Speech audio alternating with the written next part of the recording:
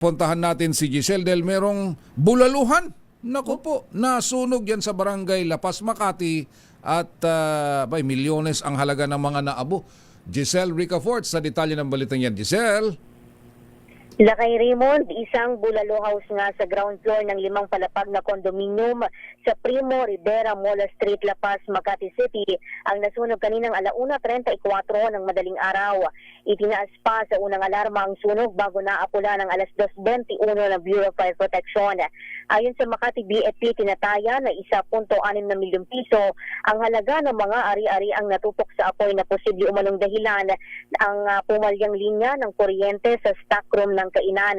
Agad namang nailikas at walang nasaktan doon sa mga nakatira sa ibang palapag ng gusali. Pero isang pamilya na may 8 miyembro yung nagpanik at umakyat pa sa rooftop para maghintay ng rescue operation. Naibaba naman agad sila ng BFP at nasa maayos na rin kalagayan at wala rin nadamay sa 35 kwarto na nasa iba pang mga palapag. Sabi ng Makati BFP, walang staff o tao sa Bulalo House na mangyari ang sunog dahil nasa selebrasyon sila ng kaarawan ng kanilang amo sa lungsod Quezon. Ibinahagi ng investigador na Makati BFP na tumanggi na magpabanggit ng pangalan na bagamat ito ang unang pagkakataon na nagkasunog, nagkaroon na rin daw ng pagsabog ng gasul sa kainan 3 buwan na ang nakararaan. Ito si Giselle Ricafort para sa DZRH, una sa Pilipinas, una sa Pilipino. Maraming salamat, Miss Giselle Ricafort.